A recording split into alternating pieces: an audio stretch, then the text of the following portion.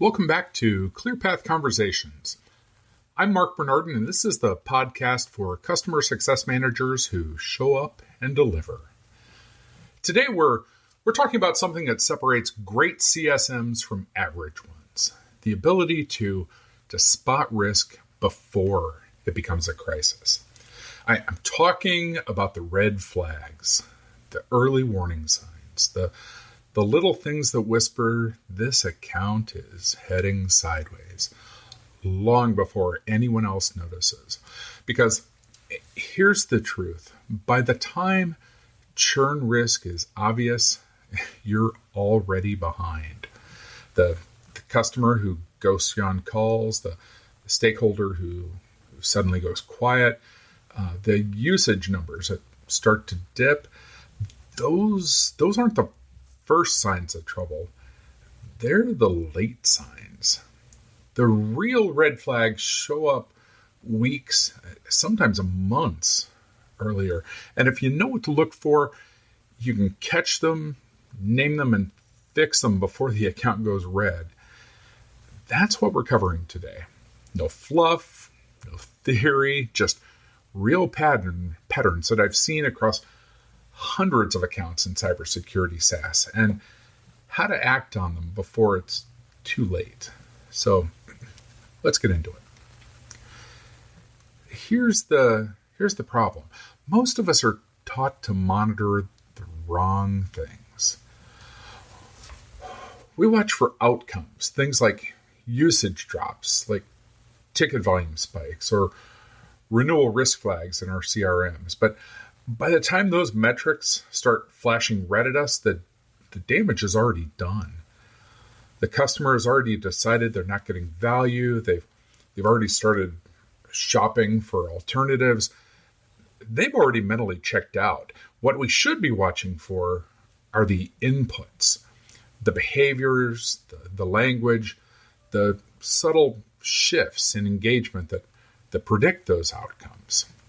And the tricky part, most of those early signals don't look dramatic. They look like minor inconveniences, like little bumps in the road, things you could easily brush off as just a busy week or a scheduling conflict. But when you've been doing this long enough, you start to see patterns. You start to recognize that certain behaviors, especially when they cluster together, are almost always predictors of churn. So let's break down the most common red flags that I've learned to watch for. And more importantly, let's talk about what to do when you spot them. Now, red flag number one is engagement drop-off. This is the most obvious one, but it's also the one that people tend to ignore for the longest.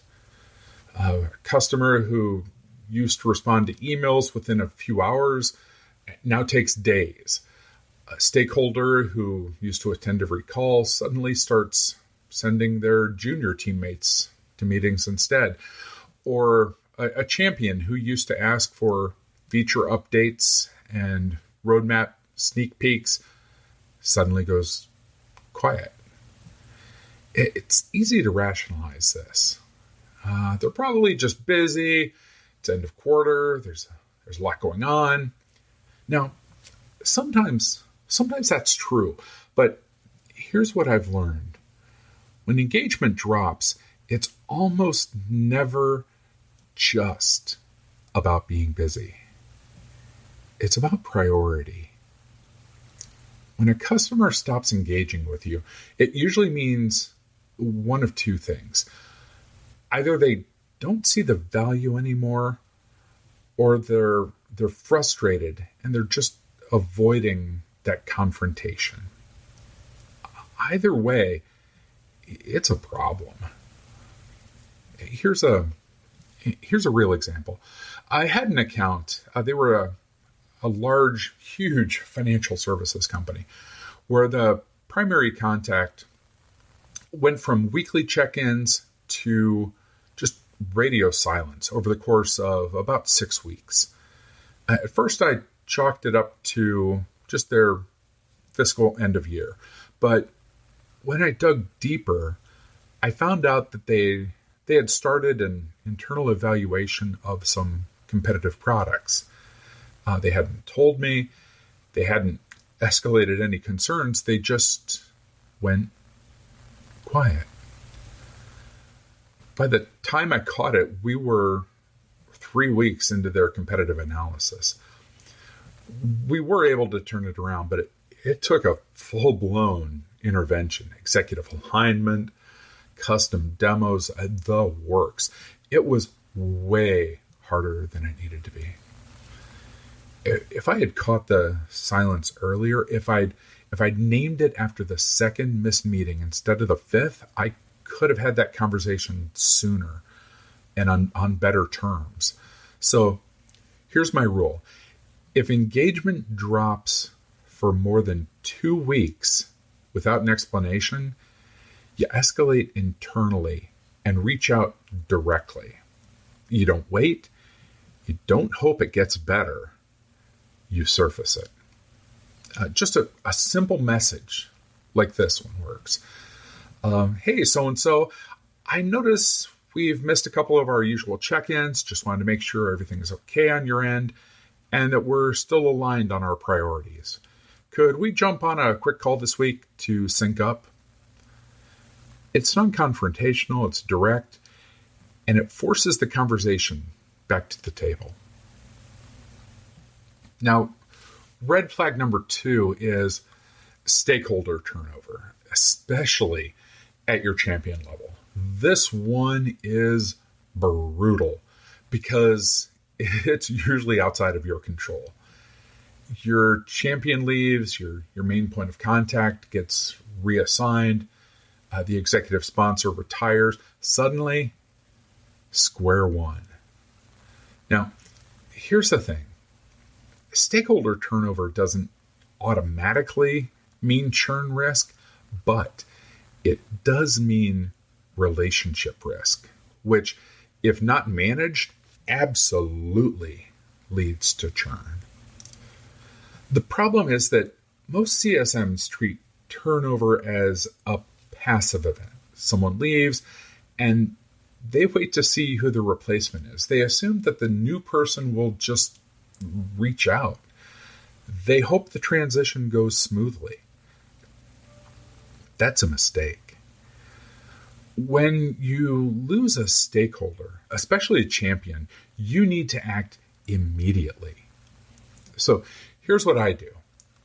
Within 24 hours, one business day of hearing about the departure, I reach out to the departing stakeholder and I ask for an introduction to their successor, if they happen to know who that is. I ask them to document what's working, what's not, and what the new person should know coming in.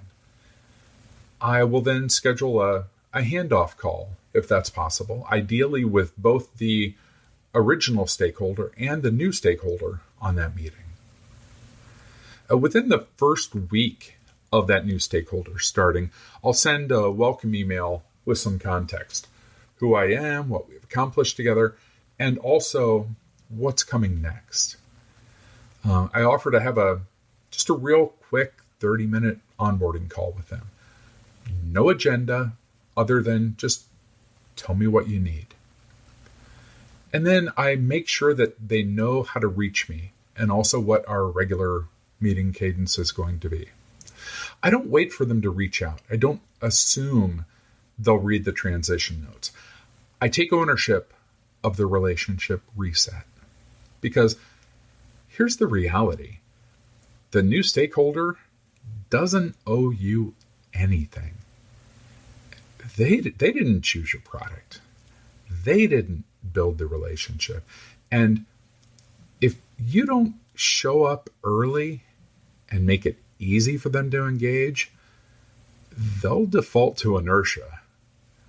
Or worse, they'll start fresh and evaluate whether they even need you. Now, Red flag number 3 is scope creep without expansion. Now, this one's sneaky. Your customer starts asking for more features, more integrations, more support, more customization. Now, on the surface, that looks like engagement. It looks like they're invested. But if they're asking for more without any discussion of expansion, like no increase in licensing, no conversation about upgrading to a different tier, no mention of additional budget, it's actually a warning sign. Now, why is that? Because it means they're trying to extract the maximum value from the current contract before they leave.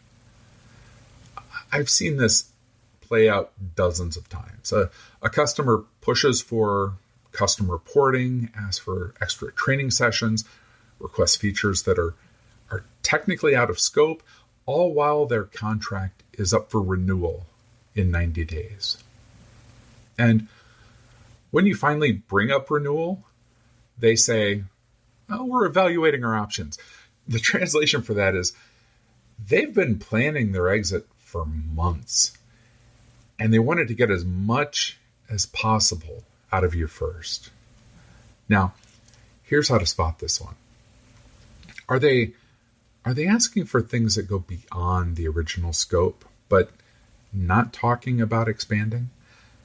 Or are they pressing for features or support that would normally require an upsell, but are pushing back when you mention pricing? Or are they bringing up should-haves or maybe wish-we-hads without framing them as future opportunities? If you said yes to any of these, it's time to have that hard conversation. You need to ask them directly, are we still aligned on what success looks like here? Because it feels like our goals may have shifted. Now, sometimes the answer is innocent. They're just excited and didn't realize they were asking for things that were out of scope.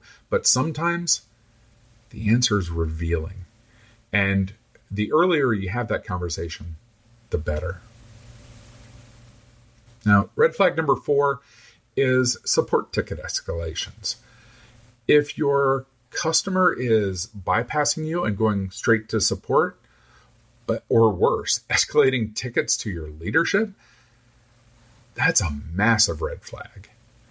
Not because they have issues. Every customer has issues. But because they don't trust you to solve them. This usually happens when there's a pattern of unresolved problems. Maybe you promised a fix and it just didn't happen. Maybe you handed off an issue to support and never followed back up. Maybe you just weren't responsive enough. Whatever the cause, the result's the same. They've decided you're not the person who gets things done. And once that perception sets in, it is really hard to undo. Here's what I do when I see this pattern. The first step, own it. I don't get defensive. I don't make excuses. I acknowledge the fact that something just broke down. A simple message to them. Hey, I noticed that ticket 123 was escalated directly to our leadership. I want to own that. It's my job to make sure you don't have to escalate. Can we talk about what happened and how I can make this smoother for you going forward? And then step number 2, fix the process. I dig into why the escalation happened. Was it a technical issue that I couldn't solve? Maybe a gap in communication? A timeline that slipped? Whatever it was. Once I know the cause, I fix it. And then I communicate the fix to the customer. And then step 3, rebuild trust. This does not happen overnight. But I make sure every subsequent issue is handled quickly, proactively, and with clear follow-up. I actually over-communicate for a while. I close the loop on everything. The goal here is to prove that escalating to someone else just isn't necessary anymore. Because if they keep escalating, eventually they're going to start asking, why do we even have a CSM? And that is not a question you want them to be asking. No. Red flag number 5 is, we'll circle back, but they never do. This is the red flag that masquerades as politeness. You send an email asking for a meeting, they say, let's circle back next week. You follow up, they say, we're still swamped. Let's reconnect in a few days. You try again, they say, I'll check my calendar and get back to you. And then, crickets. Here's what's happening. They're avoiding you. Not because they're rude, not because they hate you, but because they don't want to have the conversation they know you're trying to have. Maybe they know they're not using the product and they're embarrassed. Maybe they're frustrated with something and don't want to escalate it yet. Maybe they've already decided not to renew and they're trying to avoid the awkward conversation. Whatever the reason, the we'll circle back loop, it's a stall tactic. And if you let it go on for too long, you're going to lose the window to intervene. So here's how I handle it. After the second circle back, I stop asking for permission. I send a message like this. Hey, so-and-so, I know things have been busy. I'm going to go ahead and block 30 minutes on your calendar for Monday at 1 o'clock. If that doesn't work, not a problem. Just let me know what does. But I wanted to make sure that we're aligned before whatever upcoming milestone or renewal. I'm not being pushy. I'm being clear. And I'm making it harder for them to just keep deflecting. If they cancel or ignore that, then I escalate internally, because at that point, it's not about scheduling. It's about the relationship. Now, red flag number 6 is the "this should be easier" comment. This one's subtle, but it's one of the most telling. A customer makes an offhand comment like, "This should be easier to configure," or "I thought this feature would be more intuitive," or "Our last tool did this automatically." It sounds like feedback. It sounds constructive, but what they're really saying is, this isn't meeting my expectations. And if you don't address it, that frustration just grows. They start noticing other things that should be easier. They start comparing you to your competitors. They start questioning whether they made the right choice. Here's how you respond. Don't dismiss it. Don't defend it. You validate it first. You're right. That should be easier. Let me look into whether there's a workaround or if this is something on our roadmap. In the meantime, I'll document this as feedback for the product team. And then follow up. Show them that you took it seriously. Even if you can't fix it immediately, show them that their voice matters. Because the customers who churn aren't the ones who complain. They're the ones who stop complaining. When someone gives you feedback, even frustrated feedback, they're still engaged. They still care. Your job is to make sure they keep caring. Okay, so you've spotted a red flag, maybe multiple red flags. So now what? So here's the framework that I use. Step number 1, name it. Don't let it sit. Don't wait to see if it resolves itself. Call it out. Internally and, when appropriate, even externally. Internally, it might look like a message to your manager. Hey, heads up. Company ABC has missed 3 calls in a row and hasn't responded to follow-ups. I'm treating this as early churn risk and escalating my outreach. Externally, it might look like a direct conversation. I wanted to check in. I've noticed whatever behavior. Is everything okay on your end? Is there something I should know about? And then step 2 is to diagnose it. Figure out the root cause. Is this a product issue, relationship issue, maybe a priority shift? You can't fix what you don't understand. So dig in. Ask questions. Don't assume you know the answer. And then 3, act on it. Once you know the root cause, build a plan to address it. And then execute on that plan. Maybe that's a get well plan. Maybe it's a stakeholder realignment. Maybe it's a product demo to show them what they're missing. Whatever it is, take action. Don't just document the risk and hope that someone else fixes it. And then step 4, communicate it. Keep your internal team in the loop. Make sure leadership knows. Make sure the customer knows that you're taking it seriously. Transparency builds trust.